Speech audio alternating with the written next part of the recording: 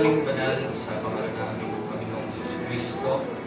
Pinupuri ka namin, O Lord God, at ibinabalik sa iyo, Diyos, ang karapat-dapat kaluwalhatian. Sa salamat, Lord God, sapagkat sa buong maghapon, Panginoon, ay iningatan mo kami, Lord Jesus. Taglay namin, Lord God, ang buhay at kalakasan na mula sa iyo, at maging ang mga biyaya mo, Lord God, na hindi pinagkulang sa amin, Lord Jesus. Maraming salamat, Lord God, sa iyong kabutihan, sa kalakasan, Lord God, na patuloy mong pinagkakaloob, Lord God. Sapat, Diyos, ang iyong biyaya, Lord God. Kagaya, Diyos, na aming ginawin kanina, Lord Jesus. Ikaw, Diyos, meron kami, Panginoon, dito sa lupa, maging sa langit, Lord God. Kung wala ka, Diyos, ay wala kaming magagawa, Panginoon. Tunay, Diyos, na sa hapong ito, Lord Jesus, ikaw muli, Panginoon, ang aming kailangan. Without you, Lord, we can do nothing, Lord Jesus. Kabagan mo po kami, Panginoon, sa aming gawain sa gabing ito, Lord God, na maggamit muli, Lord God, na magpapala ang bawat isang nagtang mula sa iyo, Lord Jesus. Yes. Pagpalain po, Panginoon, muli ang aming gawain sa gabing ito, Panginoon, habang kami dudulog sa iyo sa gabi ng pananalangin. Nawa, Diyos, ay bukas, Panginoon, ang iyong luklukan ng awa, Lord God, upang tingin ito sa aming mga panalangin. Ipagpataan po, Panginoon, ang aming mga pagkukulang. Maging ito man, O Diyos, ay sa salita o sa gawa, Lord Jesus, kinikilala namin, Lord God, ang aming mga sarili, ang mga bagay nito, Lord Jesus, sa iyong harapan. Pakalinis po, Panginoon, ang aming puso at ang aming isipan upang ang isang itong Espiritu ay malayang makapasok at maghari, Lord Jesus, at pumilo sa aming puso at isipan sa gabi ito. Magpalayan po, Diyos, ang mga gagamitin mo sa likod ng pulpito, na ikaw po, Diyos, ang magtago sa kanila sa iyong likuran, na iyong palabalatian ang siyang mahayag, Panginoon, sa bawat isa. Anoint the lips, O Lord God, of your servant, the preacher, na magkibig po, Diyos, ng blessing ng bawat isa at buhay na nagmumula sa iyo, Panginoon.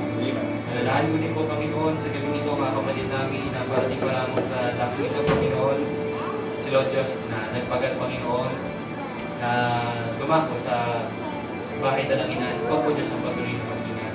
Maging mga kapatid namin, Panginoon, na hindi namin makapili ngayon, si Lord Diyos na nanonood sa live, si Lord Diyos na nasa ibayang dagat, abutin po sila, Panginoon, ng iyong magpalang kamay, Panginoon.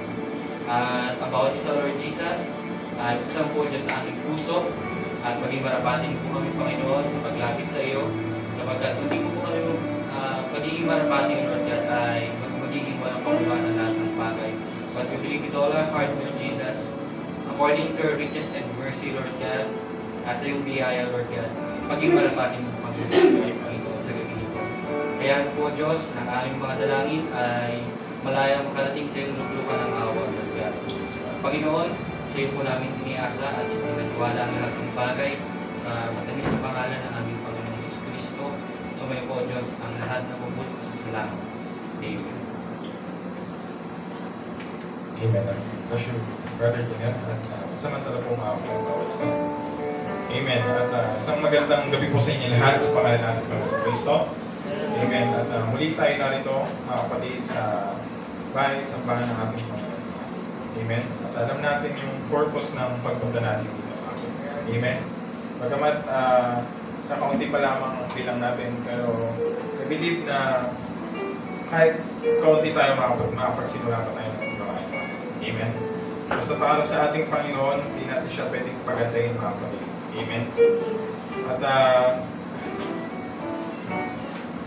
bago tayo dumako sa mahangin natin gawain ang pagbibigay testimony o pag-aliman, nais ko munang mawit tayo ng masayang ulitin, mga kapatid.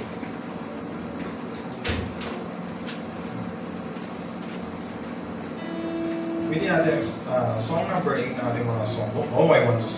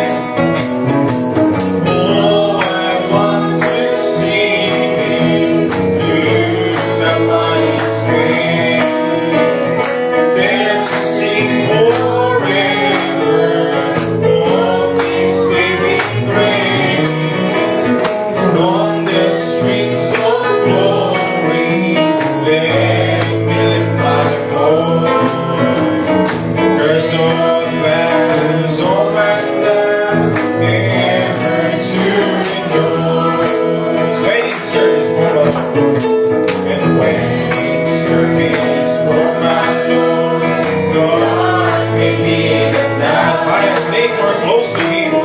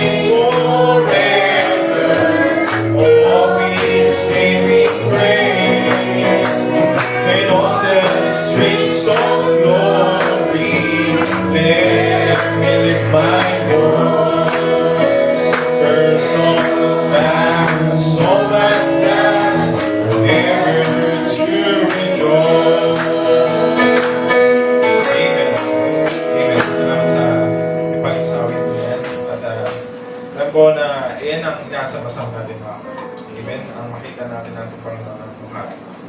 Amen. At tayo po ay darako na sa bahagi na ating gawain ang magbibigay testimony or pag-aari na awitin. Nice kung nang tumawag ang mayroong nice magbibigay ito patotoo kung meron man. Brother Nash. Suggest ko lang po pinabalik ang papayan sa namin sa Diyos pagkat kahapon sa field, mga kapatid, usapan lang kasi namin is sa exam. Sentence exam, pumasa po ako, pero sa interview ko kahapon, binigyan rin ako ng chance ng pagkakas sa field. Suggest ko lang pinabalik ang papayan. Amen. At salamat sa ating Panginoon sa mga bagay na yun. Tunay na kapag ang Diyos ang inasahan ng mga kapatid ay walang imposible sa ating Panginoon. Kahit yung napakahirap na bagay mga kapatid, pagdating sa kanya, imposible yan. Amen. At nice pong tumawag kung meron para sa inyo. Amen. Sister Penny. Nais ko lang din magbalik na papurit na salamat sa atin sa kagaling ang ipinagkaloob niya. Kasi kahapon, nakaramdam ako na bigat ng katawan at saka yung ulo ko parang bigat-bigat, parang nagutumba. So, nag-pray ako sa Diyos, sabi ko, Panginoon, ikaw nakakalam ko ito. At alam ko na nakaramdaman na ipinagaling mo na. Kaya ipapasalamat ako sa Panginoon kasi kung ipagtulog ko ngayon, binigyan ako niya ng maayos na pagtulog. Hindi ako i-restore ko. Kaya sa Diyos ko pinabalikan na ako po, salamat sa kalakasan na nagkaroon sa akin ngayon. Kasi kanina sabi ko, parang ayaw ko sumigagkata yung isip ko dahil sabi ko, ang mamaya ako tinagman ko yung pagkahilong gano'n. Eh sabi ko, mahirap na, lalo magbibiyahe ka ako. Pero sabi ko, pinagaling na ako ng Panginoon na magbibigyan ko pabayaan. Kaya salamat sa Diyos sa kanyang paborit sa salamat. Amen. God bless you, brother. Sister Penny, palakpakan natin ating Panginoon.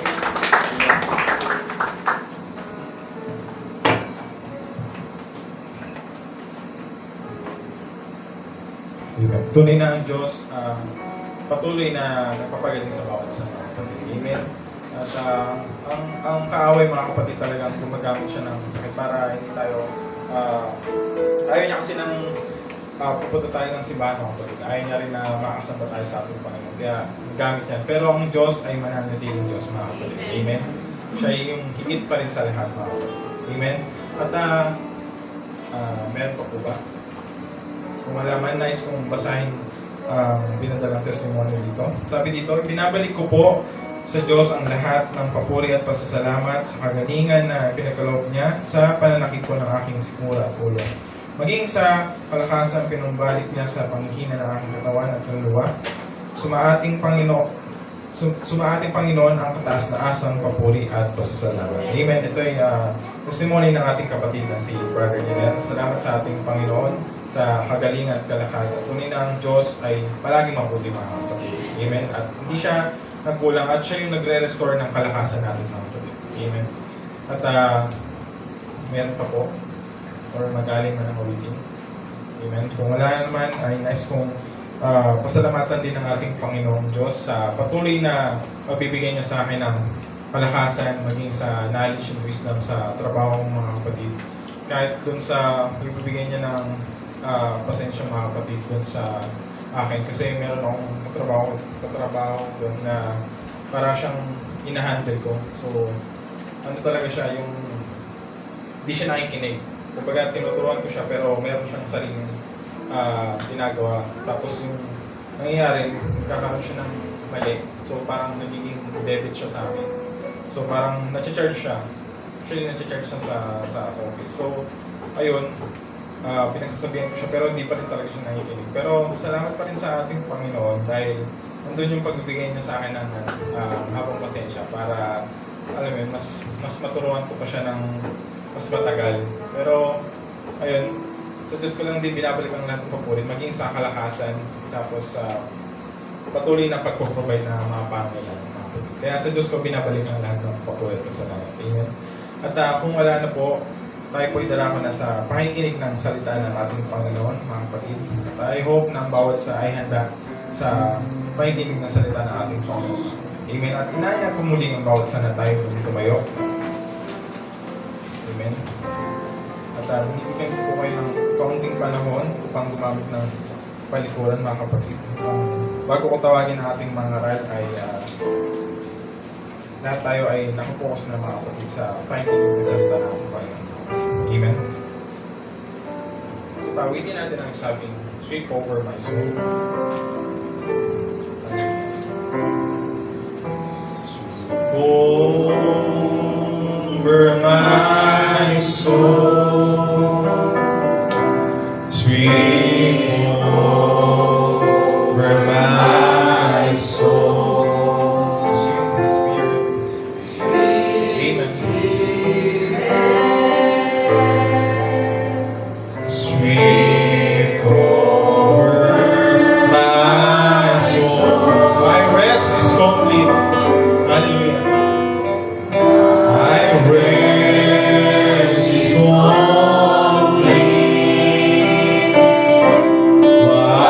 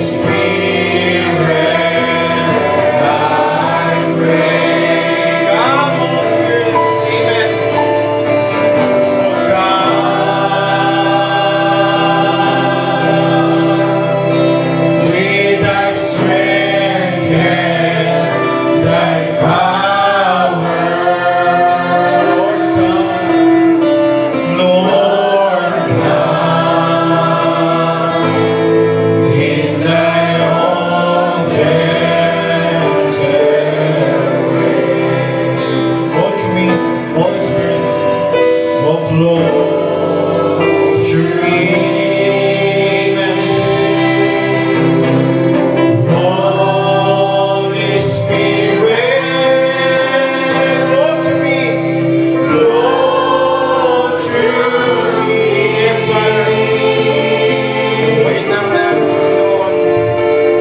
Flow through me. Hallelujah. Holy Spirit, flow through me, flow through me. And as I lift my hands to worship, hallelujah. And as I lift my hands to worship and to magnify thy name, oh, flow to me, hallelujah, flow to me. Holy Spirit, flow through me. Means of a church, flow to me, Holy Spirit. Panyayaan natin ang banal na Espiritu Santo. Hallelujah. Amen. Flow to me. Holy Spirit, flow through me. Oh, flow through me. Holy Spirit, oh, flow through me. And as I lift my hands to worship, and as I lift my hands to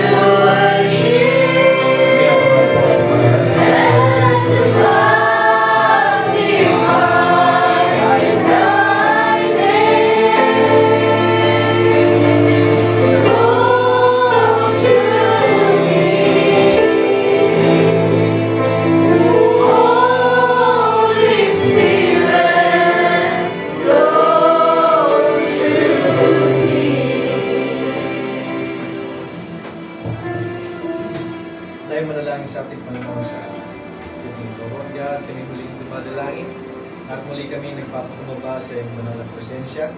Kami marapatin muli sa aming mga pananalangin at makarating o God at makaabot sa iyong lupa ng awa ang aming mga panalangin at maging mabangong sa iyo, O God, sa iyong harapan, Lord Jesus. Lord, inihalin namin ang aming oras at panahon sa sandaling ito sa iyo, Lord Jesus. At patuloy mong pagpalain ang bawat isa sa amin para sa ikalalakas ng aming kaluluwa at ikatitibay ng aming mga pananampalataya. Lord, sa iyo kami nagtitiwala, sa iyo kami naglalagat ng aming pananampalataya, sa iyo matamis ng pangalan ng Jesus Cristo, ng aming Diyos nagpapalitas. Amen. Bago tayo manalangin, bukas ng ating gawain, tayo magbasa ng ating mga Bible. Dito sa Old Testament, Deuteronomy chapter 7. Sinabi sa Deuteronomy chapter 7.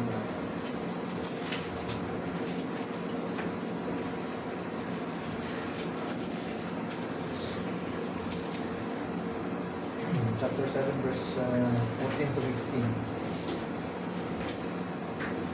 Thou shalt be blessed above all people. There shall not be male or female barren among you, nor among your cattle.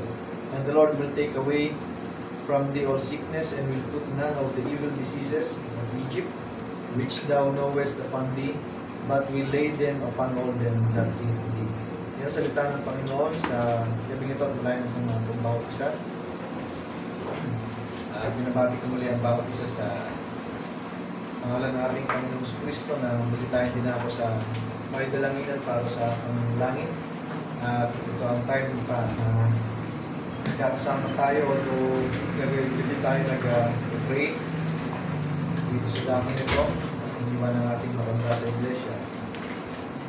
Ngunit ito yung time na sama-sama tayong dumadalangin sa Panginoon. Hindi lang kami sa bahay, kundi tayong magkakapatid sa ating Diyos. At sabi nga isang nabasa ko mga kapatid, na ang pananalangin na hindi lamang dadala sa atin sa pananampalataya, kundi sabi ng isang doktor o sa science, na ang prayer pala, sabi niya, ay kaya magpabago ng ating mga pag-iisip. Hindi lang utak, kundi pag-iisip, sabi niya, ayon sa research. So, ang science ang nagpapatunay din sa scripture. Kaya sabi niya, yung prayer na yan na ginagawa ng isang tao, sabi niya, nawawala yung mga distress, mga stress, mga anxiety, loneliness, no? Dahil sa pananalangin. So sabi ko, nabasa ko yun, siyempre ang science ay alam natin ang science ay nagbe-base lagi sa actual o fact, katotohanan, no? Hindi sila, although may mga scientists na naniniwala sa Bible, sa Scripture, pero ang Bible kasi ay out of nothing ang Scripture. No? Katulad ng sinabi ng Bible, sinabi rin ng mahal na propeta, na nilikha ng Diyos ang sanlibutan out of nothing. No? Wala siyang pinagkuhanan na pattern. Ganun ang Panginoon. Hindi katulad sa invention ng tao, may pinagkunan na pattern hanggang sa ma-develop, magkaroon ng improvement. Hindi katulad ng Panginoon na nung nagsalita ang Diyos. Sabi ng ating mahal na propeta, once na nagsalita ang Panginoon, it will remain forever hanggang sa eternity. Yan ang salita ng Panginoon. Sabi niya, my words, sabi ni Verbana, my words will fail, but salita ng Panginoon, God's word will never fail. Once na, sabi niya, once God thinks of anything, sabi niya ganun, ay He expressed it on what in His thoughts. No? Nasa kanyang kaisipan, inilabas niya. At sabi nga ng mahal na propeta, although ang Diyos ay mapapansin niyo, sabi ng Bible, footstool niya lang ang earth, tama ba? Kasi ang kanyang trono ay nasa langit. Pero kung babasahin niyo ang revelation ng ating mahal na propeta, kung paano niya nilikha ang lahat ng bagay, especially nung earth na kanyang nililikha, bumaba ang Diyos para likhain sa sanlibutan. Lahat na nandito ay ginawa niya, pero bumaba ang Diyos. Hindi siya nanatili sa trono. Yung babasahin niyo yung message of prophet, sabi niya, yan ang unang pagbaba ng Panginoon para i-create niya ang earth. Kasi alam natin na bago ang earth i-create, bago ang heavenly, Genesis chapter 1, di ba? He created, in the beginning God created the heavens muna, bago yung earth. Pero bago yan i-create, yung Logos muna. Tama ba? Kasi hindi makakapag-create ng God kung wala ang ating Panginoong Jesucristo. Dahil ang Creator ay ang Panginoong Jesucristo. Amen. Kaya nakita niyo mga kapatid yung science, sabi niya, yung prayer ay nagpapabago. Yan magdadala sa iyo sa calmness. Ibig sabihin yung pagiging calm. Yung ang tawag dyan sa hindi kayo parang nag-apurado, kalmado ka. Ito, ayos pala ang science, nagpapatunay sila sa ginawa ng Panginoon. Di ba? Kaya mapapansin niyo sa ating mga sarili, sa inyong mga sarili mga kapatid, kapag hindi ka na nagpe-pray, iba yung itsura, iba yung tawag dito, yung nararamdaman mo kaysa doon sa lagi kang dumadaan sa panalangin. Kaya nga, although panalangin, yan ay binigay sa atin na sabi ng ating mahal na propeta na pinakamabisa na sandata na pinagkaloob ng Panginoon sa bawat isa. Pero may mga nagpe-pray na naging tradition na lang, di ba? May mga, doon sa una yung sinasamahan pananampalataya, ganyan.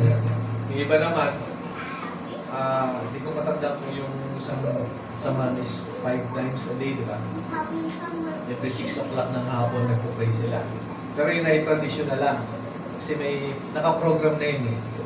Hindi katulad sa atin na hindi tayo, although nagturo ang Diyos ng Our Father who art in heaven, hallowed be thy name. Yun ay tinuro.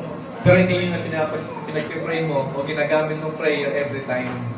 Tama ba? May kanya-kanya tayo kasi ang Diyos ay nagturo, pero mayroon kang sariling paraan kung paano tumawag at manalangin sa ating Diyos. Yun ang pasimula ng panalangin.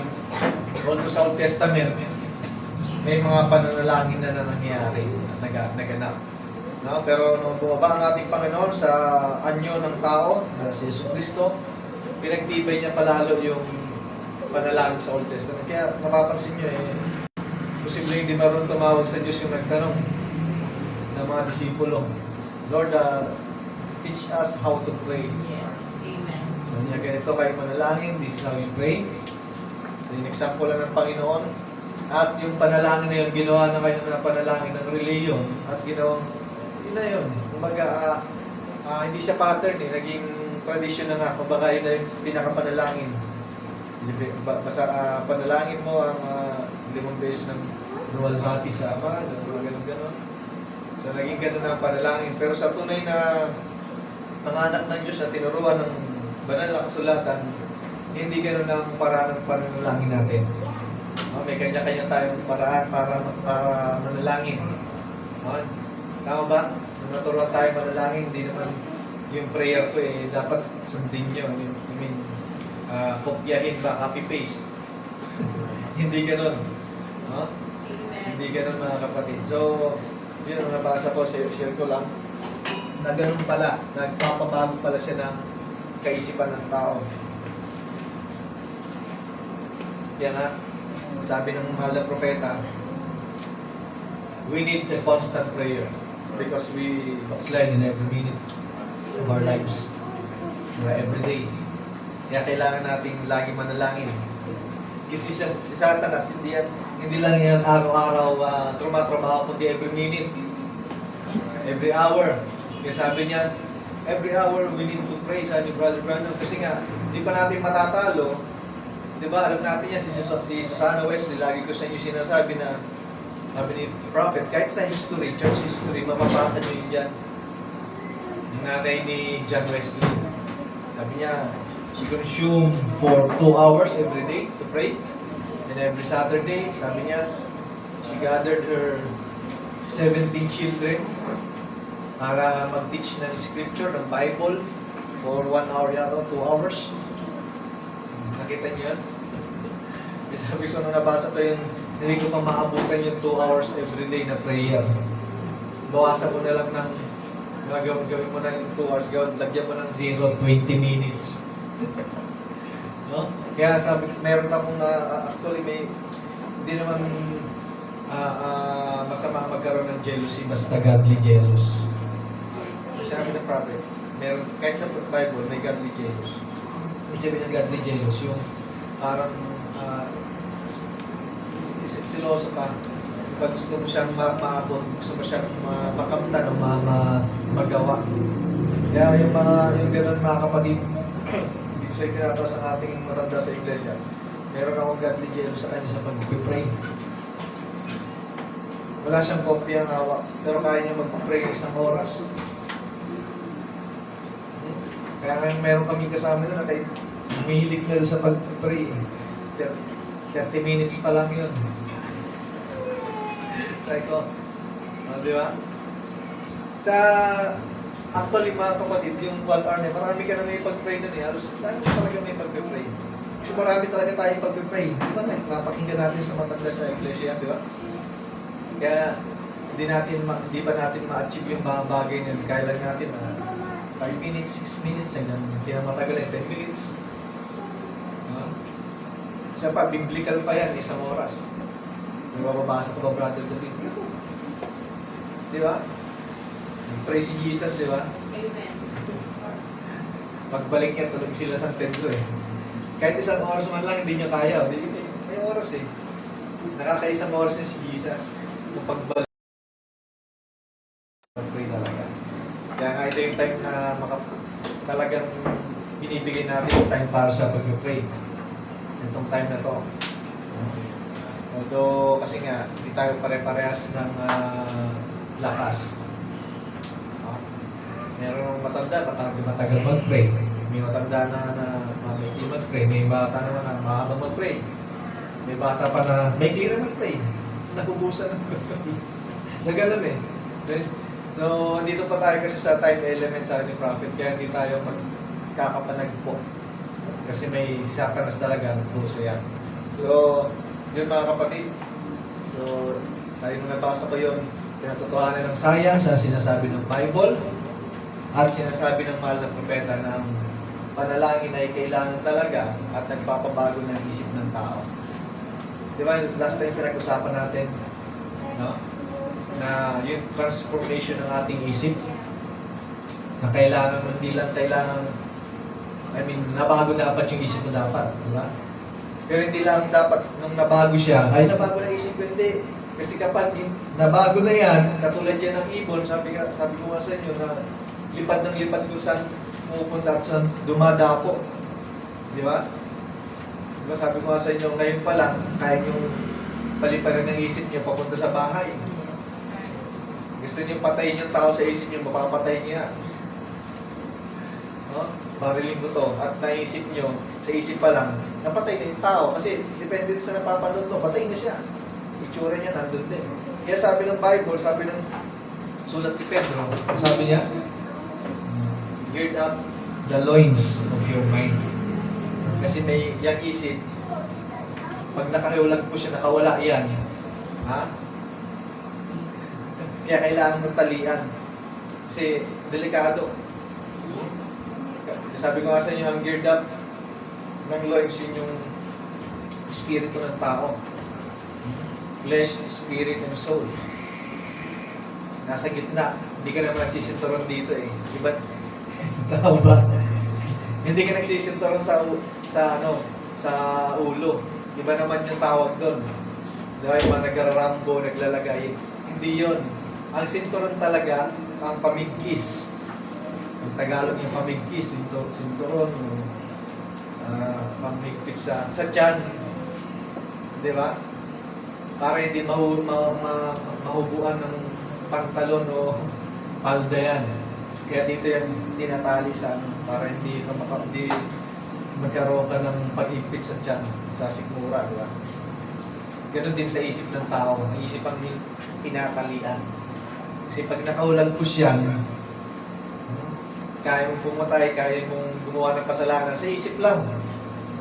Kaya sabi ko sa inyo sa Old Testament, kahit ilang beses mong gahasain sa isip mo ang babae, hindi ka magkakaroon ng kasalanan hanggat hindi mo aktual na nire-rape ng tao o isang babae. O patayin man niya. Tama ba? Basahin niyo ang Old Testament. Pero pagdating ni Jesus Christ, minagnify niya ang Old Testament. Kasi papatuhin ka sa Old Testament hanggang sa mamatay ka kapag nahuli kang gumawa ng kasalanan.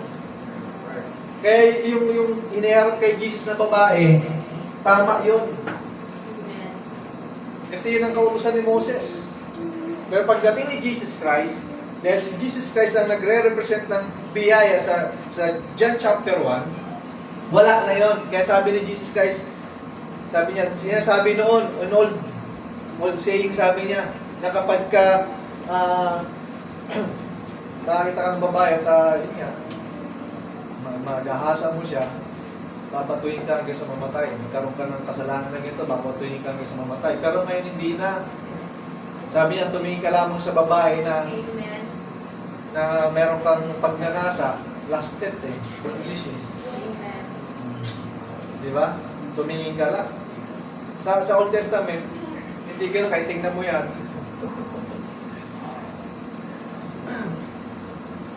Kahit patay mo ng patay sa isip mo yan, hindi ka magkakasala hanggat hindi mo ginawa actual. Pero pagdating ng New Testament, iba na. Lalong humigpit. Kaya kailangan higpitan. Kasi malinaw, sinabi ni Brother Branham na nasa isip ang greatest battle na nangyayari. Kaya kailangan mo higpitan niya. Talian. Kasi nakakawala yan eh.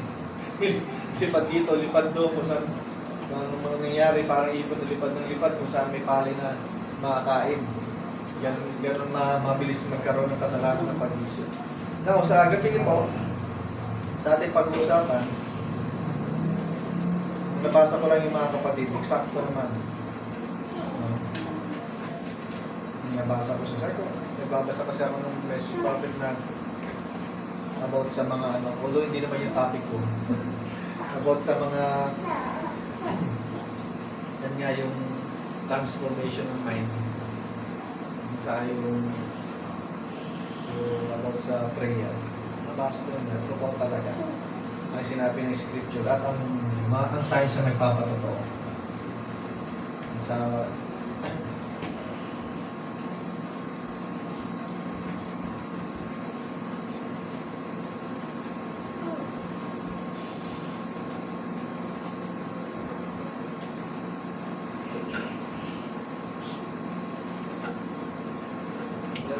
bigyan ko ng pamagat na kapatid. Tact into His blessed keeping. So, ibig sabihin ng tact, yung kumbaga katulad ng thumbtacks.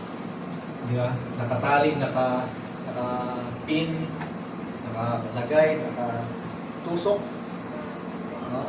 Into His blessed keeping. Sa Kanyang mapagpalang pag-aalaga. Now, sa binasa natin, kapag sinunod mo ang kautusan ng Panginoon, sabi niya doon, lahat ng diseases, balikan natin mga kapatid, ay hindi mangyayari sa iyo yung galing sa Egypt, ang promise sa Israel, na hindi mo nakikilala, but will lay them upon all them that hate thee. So, mangyayari yan sa mga nagagalit sa iyo. No?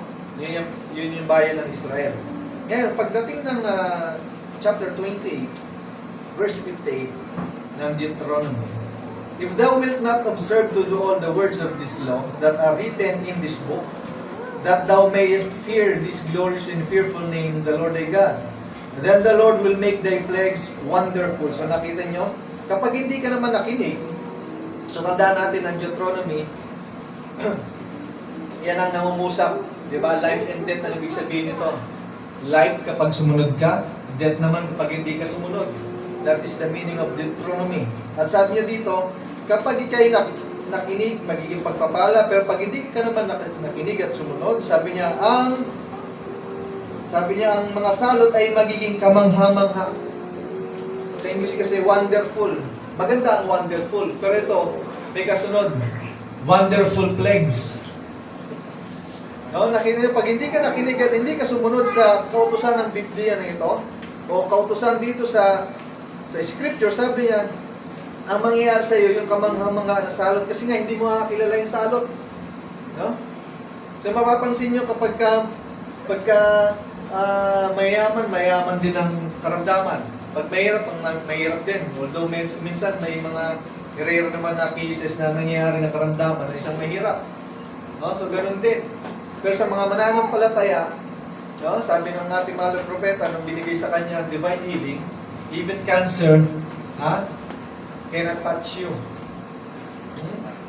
Sabi niya dito, and the plagues of thy seed, even great plagues, and of long continuance, nakita niyo, ang tangsalos sa iyong bini, malaking salot, at totoong malawon, at kakilakilabot na sakit, at totoong malawon, ibig sabihin, long continuance, ibig sabihin matagal. Nakita niyo yung karamdaman kapag hindi ka sumunod sa ating Panginoon, tumatagal sa iyo. Moreover, He will bring upon thee all the diseases of Egypt, which thou wast afraid of, and they shall cleave unto thee. So nakita nyo, makakapit. And also every sickness and every plague which is not written in the book of this law, then will the Lord bring upon thee until thou be destroyed. So nakita nyo mga kapatid, hindi lang wonderful plagues, mga karamdaman na malalaki o malalala, kundi sabi niya yung mga karamdaman ay kakapit sa iyo na mga kinatatakutan mong karamdaman, kakapit. At sabi niya, and every sickness, lahat ng karamdaman, sabi niya, mga salot na hindi na isulat sa Biblia, hindi na isulat sa ibang aklat, ay mangyayari sa iyo. Pero ano nangyari sa science, ginawa nila ng pangalan para ma-distinguish yung mga sakit. Pero sabi ng mahal ng propeta, ang mga karamdaman na ito, ay si Satan lamang. Kasi walang ibang magbibigay ng karamdaman kundi ang kaaway. Lahat ng nakasulat sa Bible na nagkaroon ng karamdaman, tawag dito, tinorment sila ng kaaway. Kasi ang devil ay ibig sabihin ay tormentor.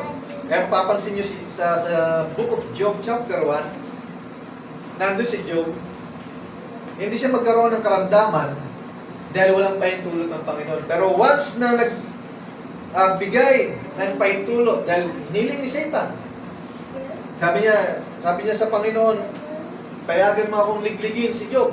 Sige, sabi niya. Sabi ng Panginoon, sige. Bakit ka mo?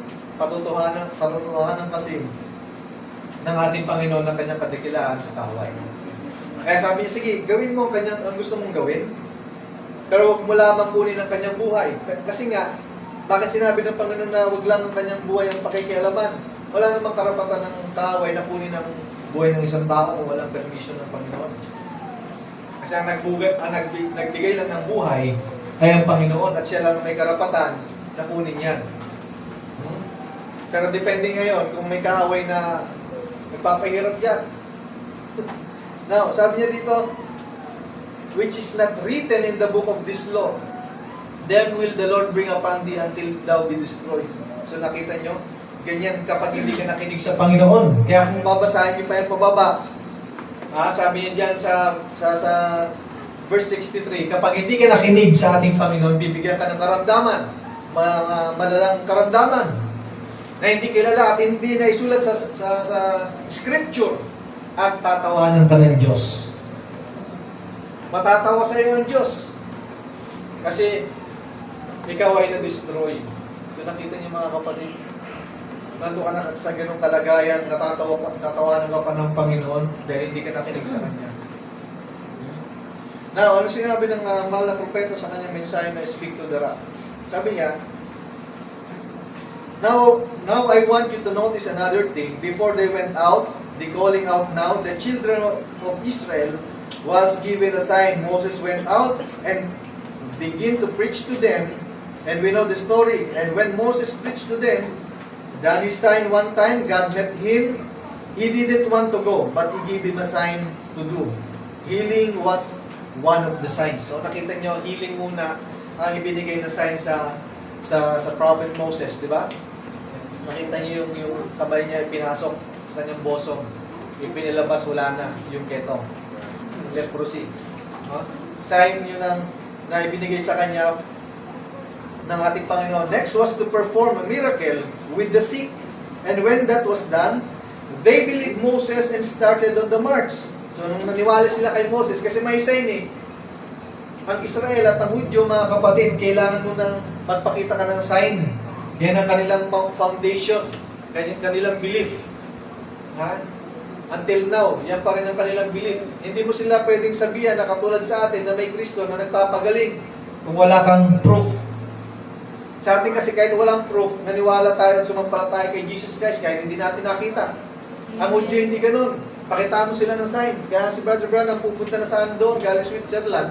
Sinaway siya ng Holy Spirit. Bakit hindi ikaw ang sign? Bakit ka mo, si Brother Branham ay isang Gentile at paniniwalaan lamang ng Hudyo at ng Israelites ay isang Hudyo. Galing ka din sa kanila mismo. Kasi yun yung time na bubuksan na ng Diyos ang kanilang paningin. Pero no, si Jesus Christ, hindi rin naman sila naniwala. Kasi si Jesus Christ ay galing sa Israel mismo. Ilan lamang ang sa kanya naniwala at sumampalataya at sumunod. Ganun din naman na sa ating panahon. Hindi marami ang naniwala at sumampalataya kay Jesus. Ilan lamang. Di ba? At sabi niya, they believed Moses and started on the march. Pakinggan niyo mga kapatid.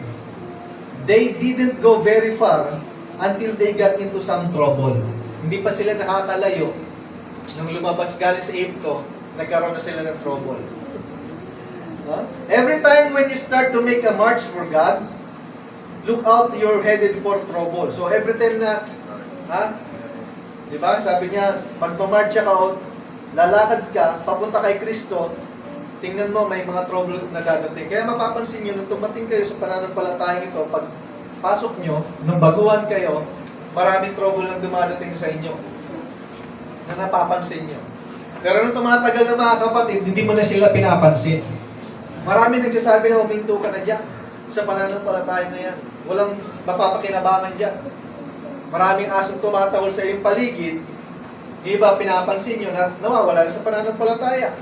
Yung mga tukso na pumapalibot, nawawala na sila sa pananampalataya at paglilingkod sa Panginoon.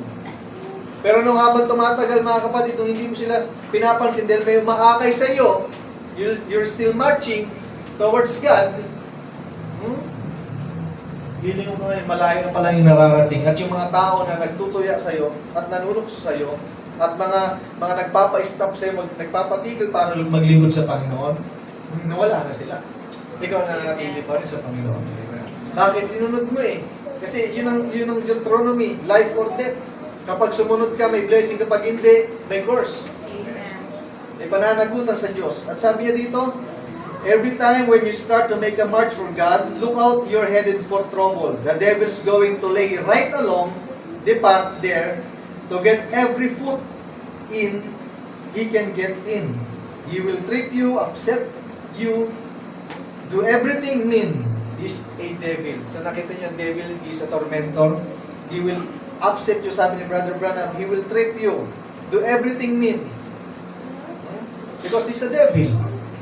The devil hates me, and I know he hates you too. Amen. Ngayon, mga kapatid, ito ay pinatutungkulan lamang ay ang mga tunay na anak ng Diyos. Kapag hindi galit sa iyong kaaway, hindi ka pinipersecute ng kaaway, baka magkakampi kayo at magkaibigan kayo. Hindi niya rin kasalanan mo rin. Kasi hindi ka nakikinig sa Panginoon. Sabi niya dito, and he's my enemy. But as long as God's my friend, I don't have no fear of him. I just drive him right on back. Take the word of God and move him right on back out of the place that he thinks is a holding.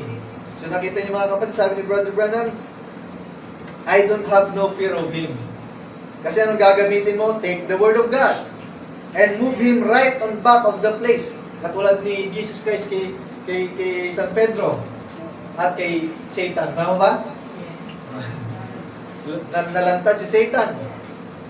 Kaya sabi ni Jesus Christ kay Satan, Satan, tisod ka sa akin. Satanas, tisod ka sa akin. Saan niya pinalagay si Pedro? Sa likod ni Jesus Christ, hindi sa likod ni Satan. Sabi niya, Pedro, lumagay ka sa likod ko. Nalantad si Satanas. Yung pala, si Satanas ang nasa likod ni Peter na nagsusulsul. Kaya pinalagay ni Jesus, si Pedro, kay Jesus sa likod niya. Kaya pag ang salita ng Panginoon, ang nasa iyo, sabi ni Jesus, sabi ni Brother Branham, move him right on back out of the place that he thinks is a holding. Huh? He hasn't got no strongholds. Wala palang strongholds, walang kinakapitan na matibay si Satanas. Hindi katulad mo, hindi katulad natin, may word of God na kinakapitan ka at pinangahawakan, kaya ka matibay pa rin sa panahon na ito. He hasn't got no strongholds. He's absolutely legally defeated in every place. So defeated na pala si Satan kahit noon pa man hanggang sa panahon natin ngayon because of the word of God. Kaya sabi niya, the devil hasn't got one legal right at all anywhere. He's just a devil and a password. That's all. Ibig sabihin, he's just a devil, ibig sabihin na tormentor. Ano ba yung password? Alam natin yung password. Hindi ka makakapag-enter o ma-open ang iyong account kung hindi mo muna idadial o pipindutin ang password. Tama ba? Hindi mo ma-access ang iyong account kapag hindi mo muna tinype yung password mo at gano'n si Satanas. Hindi ka magagalaw hanggat hindi siya nagpapaalam sa Panginoon. Yun ang password. Katulad ni Job. Di ba? Sabi doon sa Bible, sa Job chapter 1, nakita mo ang iyong lingkod, si Job? Oo. Wala siyang katulad sa lupa. He's a just man, an upright man, sabi ng Panginoon. O kasi pinagpapaalam mo lang Panginoon. Sabi niya, pinagpapaalam mo lang kasi. Pero sabi niya, subukan mong galawin, i-touch yan. Tingnan natin kung sa'yo pa rin yan. Sige, pero wag lang ang kanyang buhay. Tama ba? Yun yung password. Kailangan muna ni Satan na makapasok sa password na yan para magalaw ka. Maligalig yung pananampalataya. Pero mamaya babasahin ko sa inyo, kahit ganun pala, ang gagawin ni Satanas ay blessing pa rin sa iyo. Now sabi niya, he hasn't got no legal right to any man that will accept the promise of Jesus Christ. Sabi niya, wala siyang kapangyarihan o legal rights kung sino man na tanggapin ang pangako ni Jesucristo. Bakit? Sabi niya, he is whipped. Ibig sabihin ng whip, past tense, pinalo na. Nilihatigo na pala si Satanas doon sa krus ng Kalbaryo. Tapos na eh. Finished work na to ni Jesus Christ. Kailangan mo lamang sampalatayanan ang tinapos na ni Jesus Christ. Yes sir, sabi niya, he's whipped in sickness. He's whipped in disappointments. He's whipped in everything. He's whipped in death. Diba? Ganun naman yun, diba? Ay sabi ni San Pablo, sting. Ay sabi niya, where's the sting? Yung kamatayan, nasa na yung tibok? Death is swallowed up by victory. Tinapos na pala. Kahit yung kamatayan, mga kapatid, kumbaga, swallowed up at kinain. Kinain na ng pagtatagumpay ni Jesus Christ. Tapos na pala. Sabi niya, he's whipped in everything. He's whipped in death. Kaya nga sabi niya, nasaan na yung tibo kamatayan? Sabi ni San Pablo. Nakala mo naman, hindi mo mamatay si San Pablo, pero namatay pa rin. Pero sabi ni San Pablo, kapag ako'y namatay, tagumpay. For me to live, sabi niya, for me to live is Christ and to die is gain. Akala ni Satanas, mananalo siya. Kaya sabi ni Brother Branham sa kanyang message na hindi ako nagkakamera sa improvement ba yun, sabi niya, nung bumaba si Jesus Christ, dahil namatay, pinatay ng mga kaaway, ng mga ayaw kay Jesus Christ. Akala ni Satan, nanalo na siya kasi namatay na eh. Pero sabi ni Brother Branham doon sa pangatlong stage ng Hades, ng libingan, ng grave. Nagulat doon si Satan sa kanyang trono. Pagbukas ng pintuan. Akala mo na napatay na kita. Yun ang akala mo, sabi niya. At sabi ni Brother Branham, sinipa niya si Satanas at kinuha ang susi ng Hades. Amen. Dati may kapangyarihan pa si Satanas sa ilalim ng lupa. Doon sa Hades. Pero nung kinuha na ni Jesus Christ, before His resurrection ng keys of death and hell, meron siyang domain, may dominion, may sinasakop pa rin, o may pinagsasakupan pa si Satanas, kanyang pinag-aharian. Pero ngayon, nung after ng resurrection ni Jesus Christ, although yun ang kanyang domain, pero wala na siyang susi doon. Bakit kinuha na yung susi ni Jesus Christ? Sabi ni prophet, sabi ng scripture, Jesus Christ took the keys of death and hell. Nasa kanya na. Nakita niyo? Kaya sabi ni San Pablo, for me to live is Christ, and to die is gain. Kahit pala kamatayan, pakinabang pa rin. Kaya pala nasabi ni San Pablo yun. Bakit si Jesus Christ, akala ni Satan, nanalo na siya kasi napatay niya sa krus eh. Wala na eh. Pero hindi niya alam, mga kapatid, bumaba.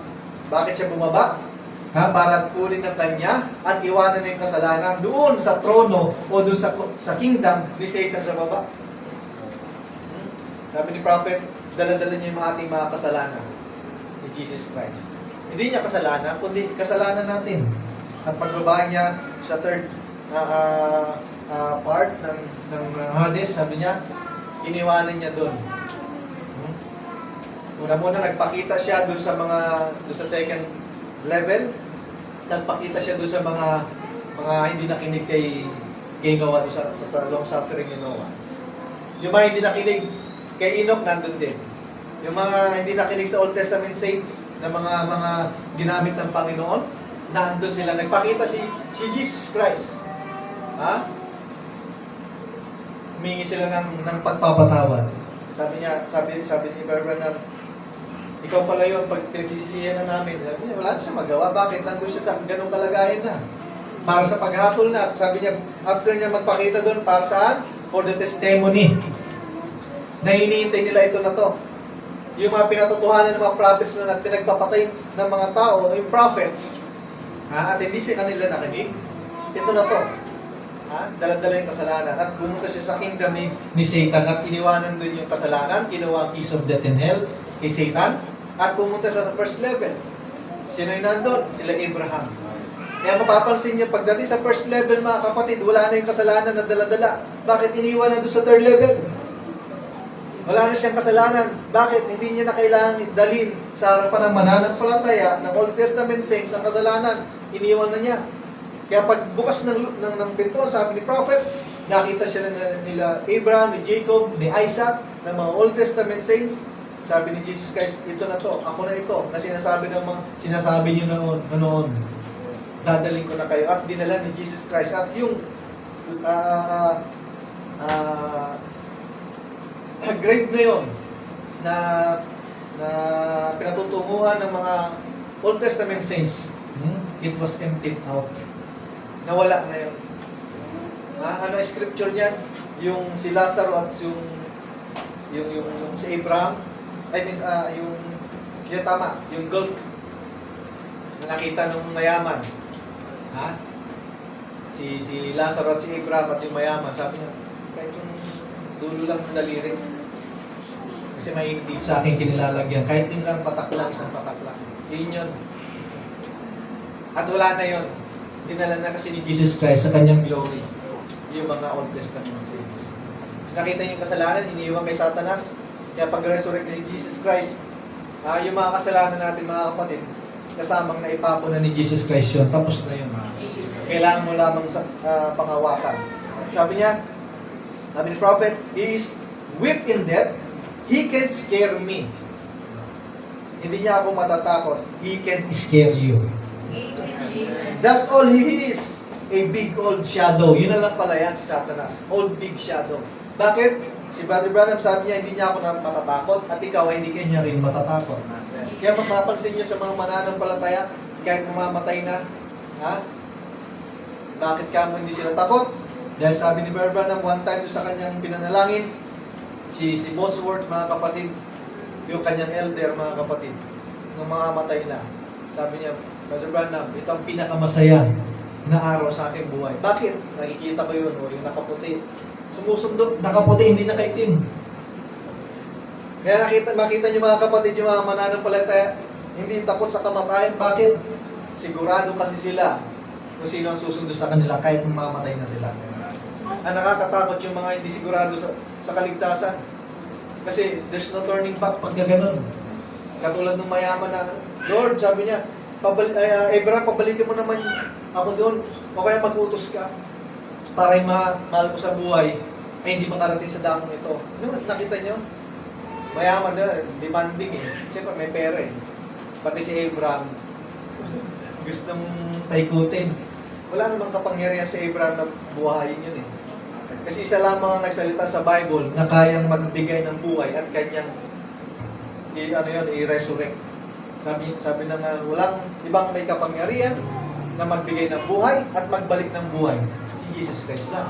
At hindi kaya ni Abraham yun. Kaya walang magagawa si Abraham. Now, sabi niya dito sa message niya, adoption. And remember, the only way that Israel ever lost a man. So ito naman, yun yung kanina, si Satanas, he can scare you. Ito naman, kapag may kasalanan naman na nagawa ka. Katulad ng Israel. And remember, the only way that Israel ever lost a man is when sin got in the camp. Doon ka lang matatalo naman kapag may kasalanan naman sa iyo. Pray ka naman ng pray, hindi ka gumaling. Meron kang problema ng pinagdaraanan, hindi ka makapagtagumpay. Dahil saan? Nasa sayo rin.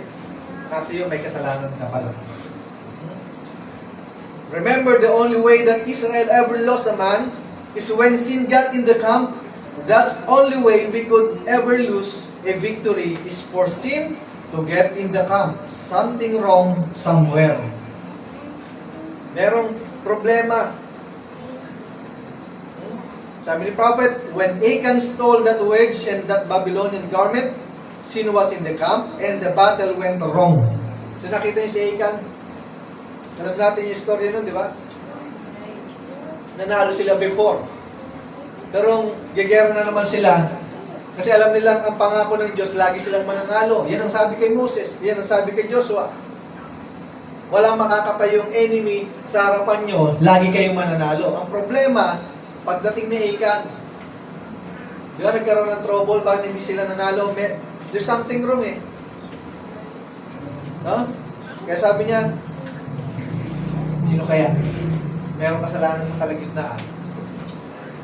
Minsan hindi ka gumagaling dahil gagagawan mo rin na meron kang kasalanan. Na unconfessed sin. Punta ka ng punta sa church pero hindi mo confess o inihayag sa ating Panginoon ng mga pagkakamali mo kaya hindi ka manalo-nalo. May kasalanan katulad ni Achan. Kaya napapansin nyo, pagdating nung nag-search sila sa kanilang kalagitnaan, kay Achan pala may problema. Bakit? Nagnakaw eh, nang hindi dapat. Sabi doon, ubusin yan, wag kukuha, pero binaw sa lupa. Imbis na isa Achan lamang ang mapatay, di ba pati ibang kamag-anak yan, napatay din. Ganyan, hindi ka mananalo kapag ganyan. Now, sabi ni prophet, the good shepherd of the sheep, sabi niya, the message nito, and what a relief, what a lovely thing to know that when we are tucked into His blessed keeping, He becomes the door. And there's nothing could happen to you. So kapag nakadikit pala sa'yo, ang blessing mga kapatid, iingatan ka ng Panginoon. Kaya sabi niya, tucked into His blessed keeping. Blessed keeping kasi ang ating Panginoon. Hindi katulad sa kaaway. Iingatan ka rin niya. Pero iingatan ka sa ginagawa mong kasalanan na hindi karapat-dapat at abomination sa mata ng Diyos. At sabi ni prophet, there's nothing could happen to you. Kaya nga nakita niyo yung air engine na yan, yung isang namatay, ay may isang nabuhay, isang nakaligtas, lahat namatay, sabi niya. Sabi daw nila ay hindi mo pa oras o panahon. Kaya sabi nila, pwedeng ganun, kasi hindi mo natin alam yan, ang Diyos lamang nakakaalam. Yung iba, nasa bingit na ng kamatayan, hindi pa namamatay. Yung iba naman, bata pa. Sabi ng Ecclesiastes, untimely death. Kinukuha na ng Diyos ang buhay. Kapag matigas talaga ang ulo, pwedeng kunin ka ng Panginoon. Na, sabi niya, no matter what it is, it will all have to come by the shepherd. Because alam natin ang door, iyan ang ating Panginoon sa Kristo. I am the door of the sheep. Si Jesus Christ. If it's sickness, pakinggan niyo mga kapatid, if it's sickness, it might be for your correction. Kung nagkasakit ka, nagkaroon ka ng karamdaman, pwedeng correction sa iyo. Bakit ka mo may mali kang ginagawa? May ginagawa kang mga hindi nararapat sa paningin ng Panginoon. It's for your correction. At kapag anak ng Diyos, mga kapatid, ang correction ay tinatanggap mo. You can stand in the chastening of the Lord. Amen. Pero kapag hindi ka anak ng Diyos, hindi ka na maglilingkod sa Diyos, aalis ka na. At sabi niya, it might be for a testimony against the enemy. Sabi ni prophet, pwedeng ito'y maging patotoo sa kaaway na ikaw ay pinagaling ng Diyos. Dahil wala ibang magpapagaling, ay ang Diyos lamang. Ang kaaway ay nagbibigay ng karamdaman para naman sa ikatitibay ng pananampalataya mo. It might be for the exaltation of Christ's name o kadakilaan ni Jesus Christ. Kaya ka nagkaroon ng karamdaman. Bakit ka mo magpapatotoo ka na ang Diyos ay nagbibigay ng kagalingan at kalakasan? But nothing can come to you, pakinggan niyo mga kapatid, but nothing can come to you except He permits it to come. For He's the door to the sheepfold. Nakita niyo mga kapatid? Nothing can come to you except He permits it to come, katulad ni Job. Para lalong lumago ka sa pananampalataya, para lalo kang lumalim sa pananampalataya at tumibay. Di ba? Katulad nung hindi ko nagkakamali yung puno ng kamyas, para daw dumami ang kanyang bunga, inahampas-ampas. Kamyas yata yung balimbing. Sabi ko, ganun pala yan. Hanggang sa nagkakabalat-balat siya, yun daw ang dumadami daw ang bunga. Ganun pala yan, sabi ko.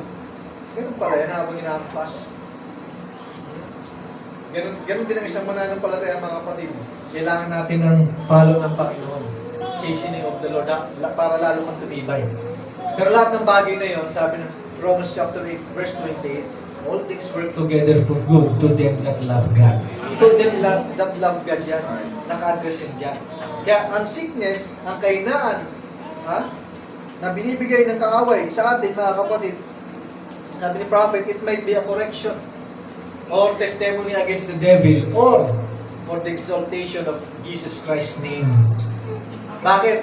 Kapag gumaling ka, kanino ka nagpapasalamat? Sa kaaway ba? Hindi, di ba? Ang sinasabi mo, salamat sa ating Panginoong Jesucristo at ang naitataas, yung pangalan ng Panginoong Jesucristo. Hindi ikaw, hindi ako. Hindi ang nag-pray sa iyo. Di ba? Kahit na, di ba, Brother David, pag-pray mo naman ako, may ramdaman ako. Ha? Hindi naman kayo nagsabi ng Pastor o Brother David, pinupuri kita sa pagbibigay mo ng kagalingan. Bakit?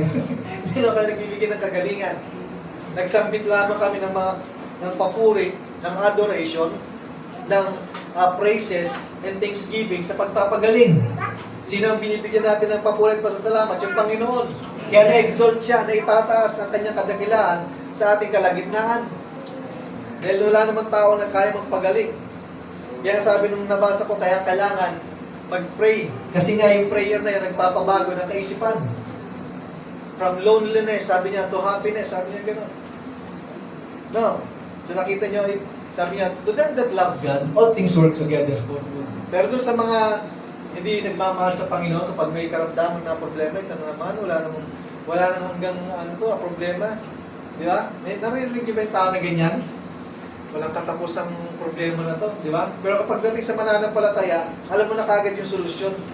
Hindi ka na magsasalita na walang hanggang walang katapusan, walang hanggang na problema, walang katapusang karamdaman, di ba? Kasi alam natin na kapag nagkaroon ka ng karamdaman at gumaling, pwedeng correction mo, pwedeng against testimony against Satan, or for the exaltation of Jesus Christ's name.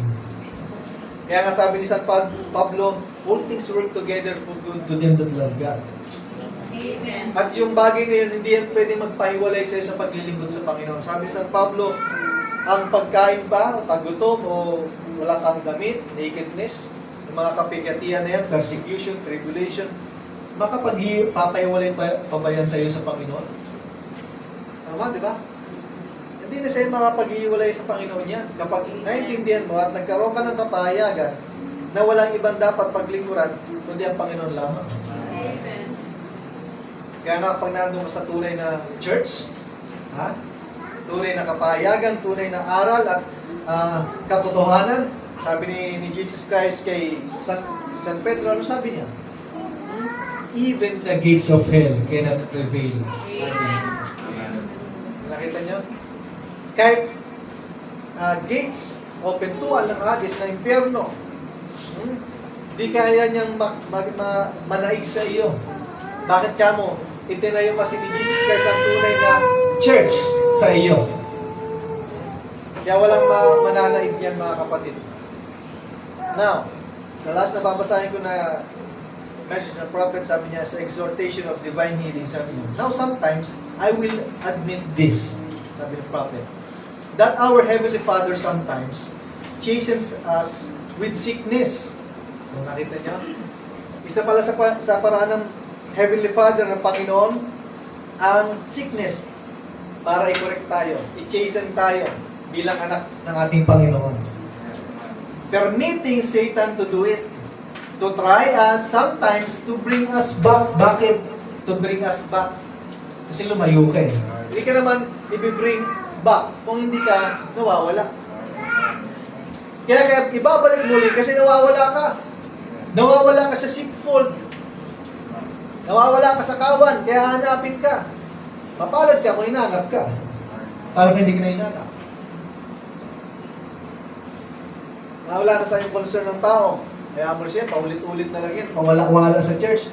At kapag nagsawa na ang kawapaalala sa iyo, nagsawa na sila, dahil paulit-ulit ka lang, hayaan ka na nila.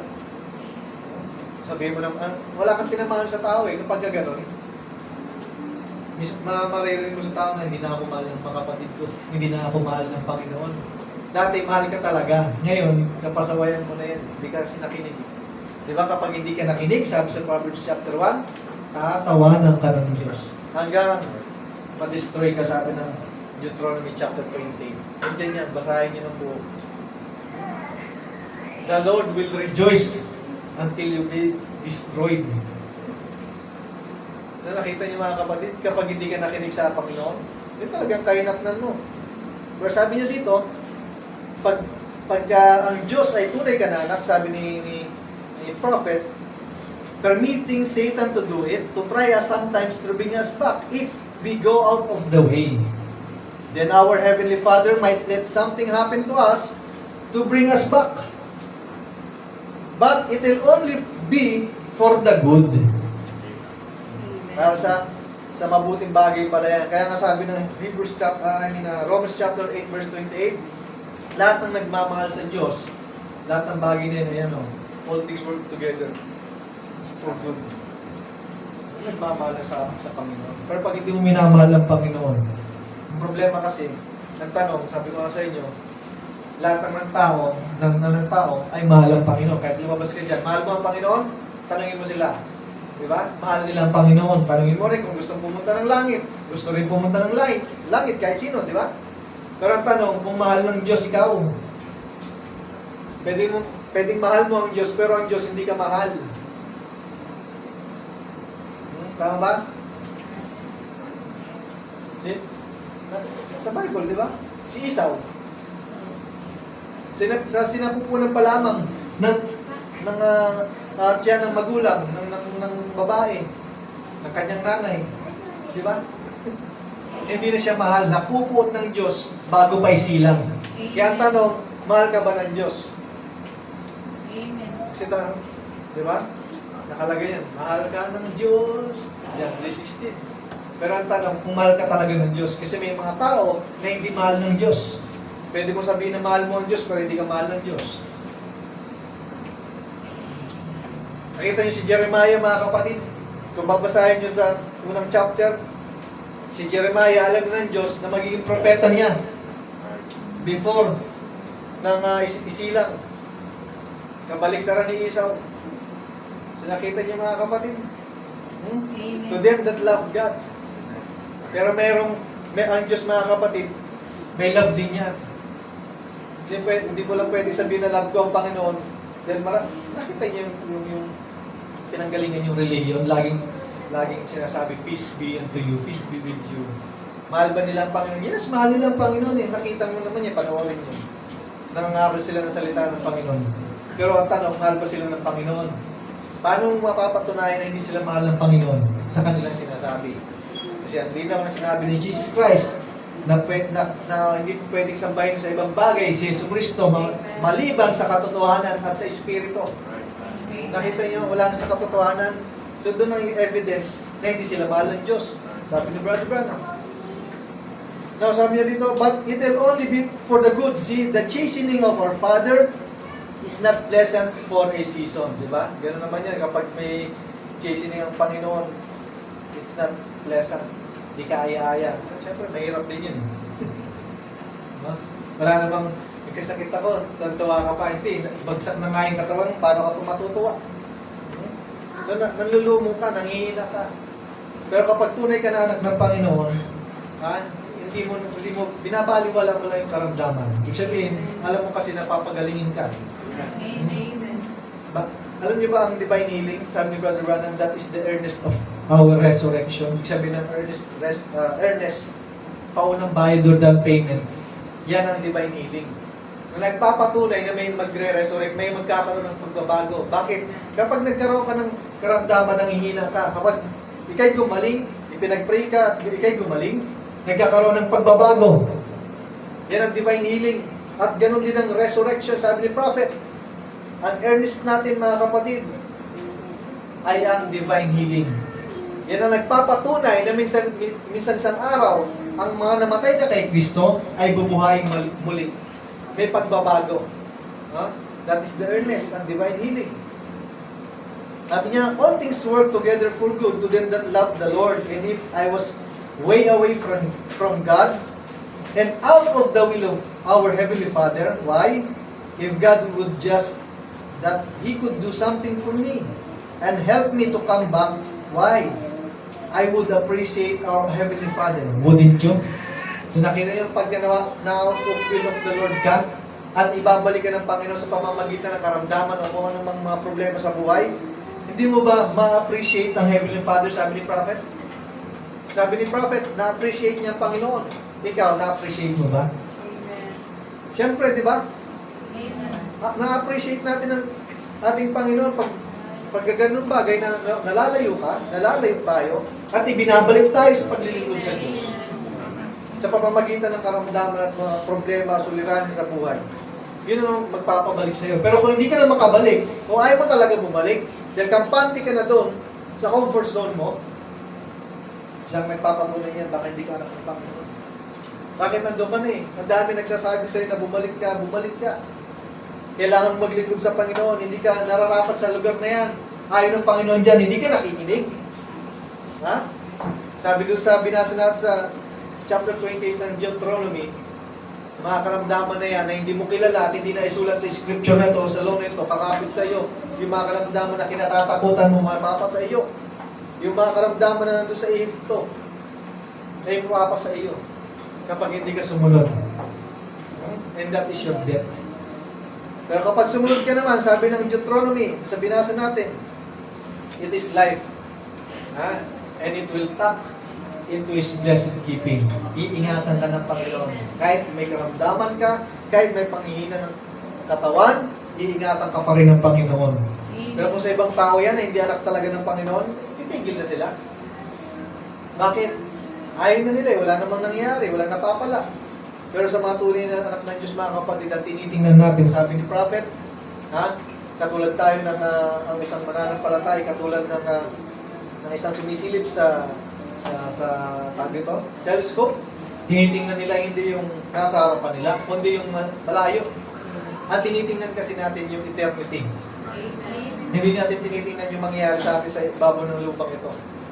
Kundi yung tinitingnan natin yung eternity. Yung mangyayari doon sa inilaan sa atin ng Panginoon. The world to come. Kasi hindi ito yung world na dapat nating galawan. Hindi ito yung cosmos o world order na dapat nating galawan, kundi yung world to come. Yung world order ng Panginoon na darating, yun ang iniintay natin at tinitingnan natin.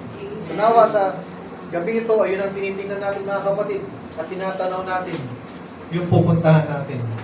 So kung may mga pagpalo ng Panginoon, chasing ng Diyos sa atin, from sickness or mga problema sa buhay, ang iisipin natin mga kapatid, that is for the exaltation of Christ's name. All things work together for good to them that love God. Salamat sa Diyos sa gabi ito. Tayo, bago tayo manalangin, umawit tayo ng mawit na Christ is the answer.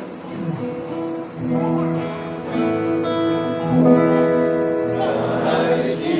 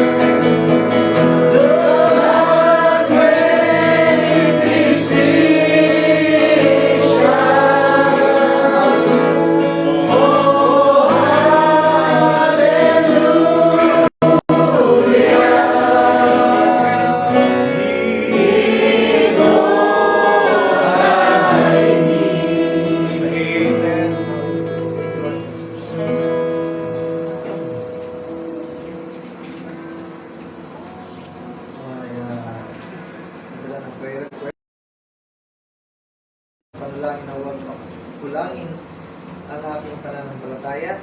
Gayon din po sa ating kalagayan sa lugar na ito, na ang Diyos ang patuloy na mag-ingat at magpala sa bawat isa. Maging sa ating pamilya na patuloy po na ingatan ng ating Panginoon. Ito ang prayer request ng ating kapatid, si Brother Jenner. Sa gabi ito, ay tuloy kong hiningi ang isa sa panalangin sa patuloy na pag-ingat sa aking pamilya, sa aking mga anak, hindi sa bawat isa sa atin dito, sa kalagayan natin dito sa church. Na kung hindi magtatagal ang panahon ay pagkalooban tayo ng mas maluwag o kung yung panalangin natin lagi na kung dumating ang Panginoon ay manatili tayo dito sa dako ito. Ang Diyos ang siyang nakakalam. Patuloy natin isama yan. Wala na kayong prayer request sa akin ito. Patuloy natin ipanalangin din ang ating mahal na pastor at sa bawat outreaches ng Bible lang nila. Dahil wala tayong ibang pag-asa mga kapatid, kundi sa pananalangin lamang. Kaya din sa mga hindi nakaka-attend ng Wednesday, patuloy din natin sila panalangin. Tayo lulod sa ating Diyos, tayo manalangin.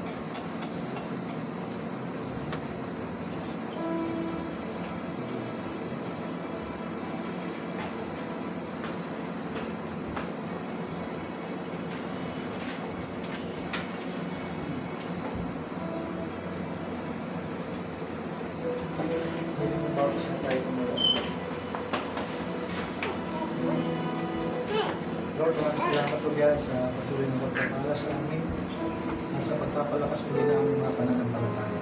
Lord, patuloy ka namin sinasamba sa iyong kabutihan sa amin. Hindi ka nagkulang sa amin, Lord, yan. Sa mga nagdaang araw, sa bawat salita mo sa amin na nagpapalakas at nagpapatibay sa aming pananampalataya. Tinataas ka namin sa mga bagay ng Panginoon Jesus. Lord God, ikaw ang patuloy na magturo sa amin. Patuloy mo kaming tulungan, O Lord Jesus, upang makaabot kami sa perfection, Lord Jesus. Hanggang sa kay dumating makita mo sa aming mga puso ang pananampalataya na ipinigay mo sa aming minsan. Lord, sa gabi ito, patuloy namin sinasama sa panalangin ng bawat isa. Hindi dinugal sa aming mahal na pastor na patuloy ng pag-ingatan. Patuloy sa aming nakakasan. Sa kami nagtitiwala, sa kami naglalagak ng mataas-taas ang pagsamba ng patuloy. In Jesus Christ we pray. Amen. Then sings my soul, my Savior God to thee. How great thou art, how great thou art. Yes, Lord. Then sings my soul, my Savior God to thee.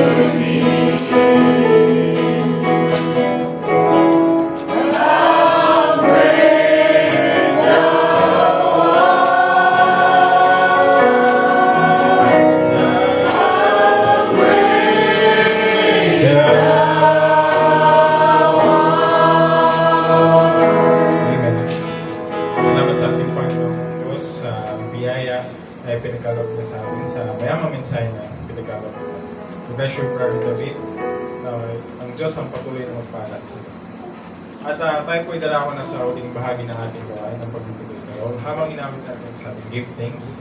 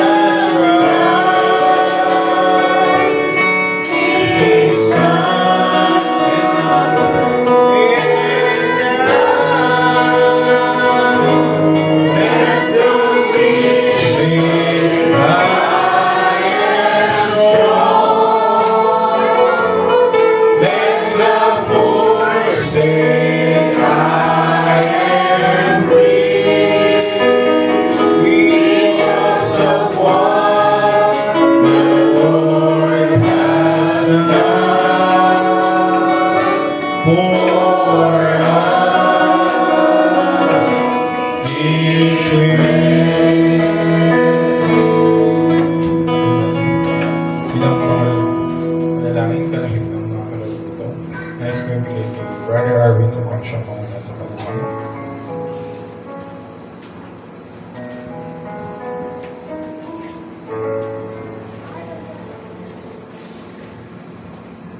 Dahil natin po namin sa ating Diyos. Anong banal sa pangalan ng ating Panginoon Jesus Cristo, pinapasalamatan ka namin, Panginoon natin sa Panginoon Diyos sa mga biyaya namin na natatanggap mula sa iyo, Panginoon. Pag-ingat mo sa amin mga kagalingan na pinagkaloob Diyos. Sa tuwing kami tumatawag sa iyo, Panginoon, hindi ka, Lord, nagkulang sa amin. Tunay, O God, na ito ay tinutupad mo sa isang kalooban, Panginoon. Dahil sa gabi ito, Panginoon, nilapit namin ang aming dalangin sa iyo, Diyos.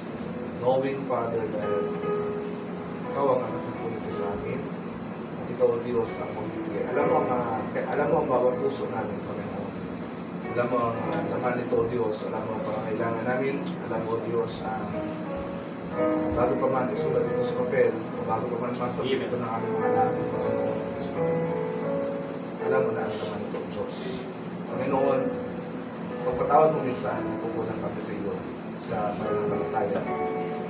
Minsan, pumapasok ang pagdududa sa amin upang maging hadlang para hindi kami makapanampalataya sa iyo.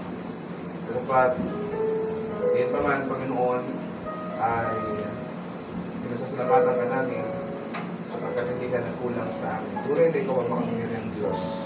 Tunay na ikaw ang Diyos na hindi nagbabago noon ngayon at kailanman.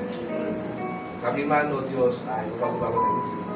Kami man, Panginoon, ay may mga lakad, mga iniisip na kung ano-ano, Panginoon, sa hindi para maiwan ka namin papabayaan o kung ikaw hindi ka nagpapaya sa amin. Salamat po, Diyos. Muli, sinadalangin namin ang pag-ingat po sa amin sa iyong patuloy. Kung paano po kami tiningatan sa pagpunta sa dako ito, kaya hindi po naman, Panginoon, ang aming patuloy. Ingatan mo po ba sa amin, provide ang aming mga sasakyan, Panginoon, pag kami makauwi ng mayabang pintas sa amin. Maging makakalog nito, Diyos, na ibinigay na yung mga lingkod, ikaw po ang nakakalang katagpuin mo mga sa kanila, ayon sa kanila, Panginoon, pangangailangan sa iyo, Diyos. Magamit na ba ito sa iyong sakdal na kauulan, Panginoon? Pagpalain mo ang kamay na mag-ingat at nagtatago ng kaban ng yaman ng iglesia na ito, Diyos. Muli, sa iyo ang papuri at sa kapag ko salamat sa makapangyarihan pangalan ng aming Panginoon Jesus sa namin Diyos at kapagligtas. Amen. Amen. God bless you, Brother Rami. God bless you, brothers and sisters. Tapos ito ating kaway. Tayo po ay magkakaroon